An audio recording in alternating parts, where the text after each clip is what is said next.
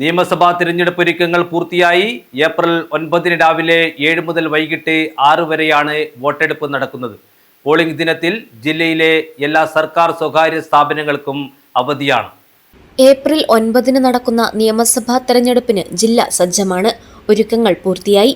5 വരണാധികാരികൾ, ഉപവരണാധികാരികൾ, 23 വിവിധ നോഡൽ ഓഫീസർമാർ തുടങ്ങിയവർ തെരഞ്ഞെടുപ്പ് പ്രവർത്തനങ്ങളിൽ സജീവമാണെന്ന് ജില്ലാ കളക്ടർ അർജുൻ പാണ്ഡ്യൻ പറഞ്ഞു.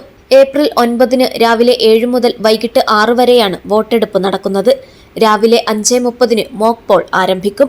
പോളിംഗ് ദിനത്തിൽ ജില്ലയിലെ എല്ലാ സർക്കാർ സ്വകാര്യ സ്ഥാപനങ്ങൾക്കും അവധിയാണ്. നിലവിൽ 6 BFCകൾ പോസ്റ്റൽ വോട്ട് ചെയ്യാനുണ്ട്. തെരഞ്ഞെടുപ്പ് സാമഗ്രികൾ വിതരണം ചെയ്യുന്ന ദിവസം കൂടുതൽ BFCകൾ സജ്ജീകരിക്കുമെന്നും ജില്ലയിലെ മുഴുവൻ ആളുകളും തെരഞ്ഞെടുപ്പ് പ്രക്രിയയിൽ പങ്കാളികളായി വോട്ട് രേഖപ്പെടുത്തണമെന്നും കളക്ടർ പറഞ്ഞു.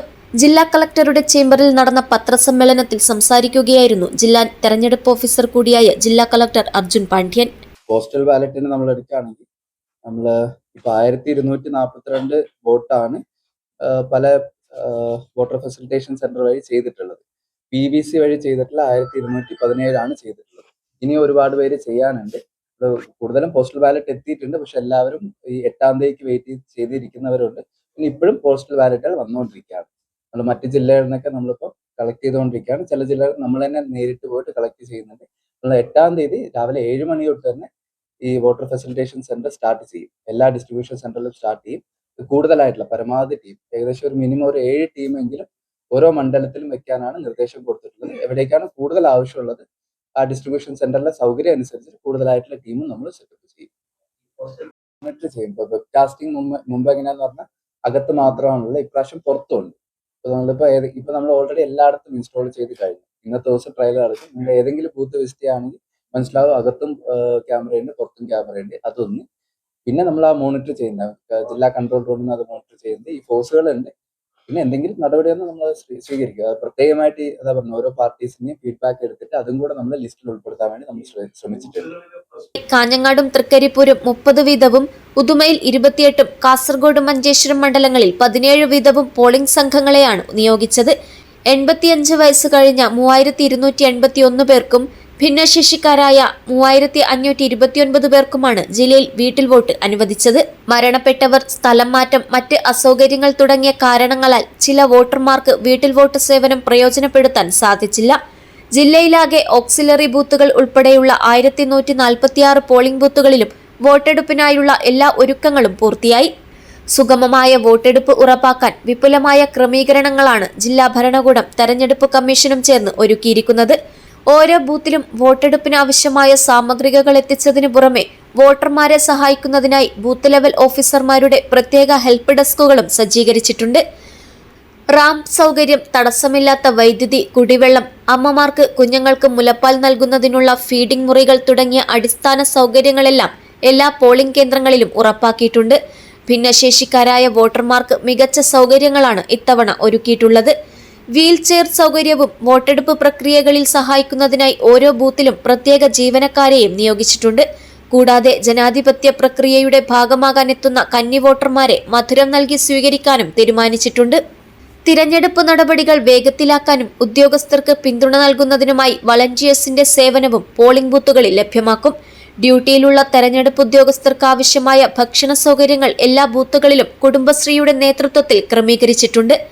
പരിസ്ഥിതി സംരക്ഷണത്തിന് ഏറെ മുൻഗണന നൽകിക്കൊണ്ട് പൂർണ്ണമായും ഹരിതചട്ടം പാലിച്ചാണ് ജില്ലയിൽ തെരഞ്ഞെടുപ്പ് നടക്കുന്നത്. ഇതിന്റെ ഭാഗമായി എല്ലാ ഗ്രാമപഞ്ചായത്തുകളിലും നഗരസഭകളിലും ഓരോ മാതൃകാ ഹരിത പോളിംഗ് ബൂത്തുകൾ വീതം സജ്ജീകരിക്കും. മാലിന്യരഹിത തെരഞ്ഞെടുപ്പ് ഉറപ്പാക്കുന്നതിനായി ജില്ലയിലെ 1146 ബൂത്തുകളിലായി ഹരിതകർമ്മസേനയുടെ 1500ഓളം അംഗങ്ങളെയാണ് വിന്യസിച്ചിട്ടുള്ളത്. ജില്ലയിൽ 1146 ബൂത്തുകളാണുള്ളത്. എല്ലാ ബൂത്തുകളിലും വെബ്കാസ്റ്റിംഗ് സജ്ജമാക്കും. ഏപ്രിൽ 9 രാവിലെ മോക്ക് പോൾ ആരംഭിക്കുന്നതു മുതൽ പോളിംഗ് അവസാനിച്ച് വോട്ടിംഗ് യന്ത്രങ്ങൾ പെട്ടിയിലാക്കുന്നതുവരെയുള്ള പോളിംഗ് ബൂത്തുകളിലെ നടപടികൾ കളക്ട്രേറ്റിലെ കൺട്രോൾ റൂമിലൂടെ തത്സമയം വീക്ഷിക്കും. ജില്ലയിലെ 268 ക്രിട്ടിക്കൽ ബൂത്തുകളിലും സുരക്ഷ ശക്തമാക്കും. കേന്ദ്രസേനകളായ BSF, CISF, Tamil Nadu special police, Maharashtra special police, SSB എന്നീ ഫോഴ്സുകളുടെ സേവനം ജില്ലയിലുണ്ട്. 171 മൈക്രോ ഒബ്സർവർമാർ ക്രിട്ടിക്കൽ ബൂത്തുകൾ നിരീക്ഷിക്കും.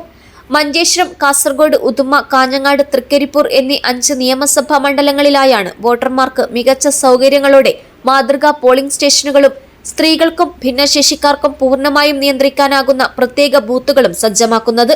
വോട്ട് ചെയ്യുന്നതിന് ഫോട്ടോ പതിച്ച വോട്ടർ തിരിച്ചറിയൽ കാർഡാണ് വോട്ടറെ തിരിച്ചറിയാനുള്ള പ്രധാന രേഖ.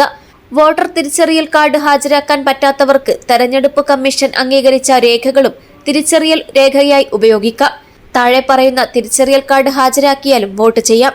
ആധാർ കാർഡ്, മഹാത്മാഗാന്ധി തൊഴിലുറപ്പ് പദ്ധതി തിരിച്ചറിയൽ കാർഡ്, ബാങ്ക്, പോസ്റ്റ് ഓഫീസ് നൽകിയ ഫോട്ടോ പതിച്ച തിരിച്ചറിയൽ കാർഡ്, തൊഴിൽ മന്ത്രാലയത്തിന്റെ പദ്ധതി പ്രകാരം നൽകിയിട്ടുള്ള ആരോഗ്യ പരിരക്ഷാ smart card, driving licence, PAN card, ദേശീയ ജനസംഖ്യാ രജിസ്റ്ററിനു കീഴിൽ രജിസ്ട്രാർ ജനറൽ ഓഫ് ഇന്ത്യ നൽകിയ smart card, Indian passport, photo പതിച്ച പെൻഷൻ രേഖ, കേന്ദ്ര സംസ്ഥാന പൊതുമേഖലാ പബ്ലിക് ലിമിറ്റഡ് കമ്പനികളുടെ ജീവനക്കാർക്ക് നൽകുന്ന സർവീസ് തിരിച്ചറിയൽ കാർഡ്, MP, MLA എന്നിവർക്ക് നൽകുന്ന ഔദ്യോഗിക തിരിച്ചറിയൽ കാർഡ്, ഭാരത സർക്കാർ സാമൂഹിക നീതി ശാക്തീകരണ മന്ത്രാലയം നൽകുന്ന സവിശേഷ ഭിന്നശേഷി തിരിച്ചറിയൽ കാർഡ് എന്നിവയും തിരിച്ചറിയൽ കാർഡുകളായി ഉപയോഗിക്കാം.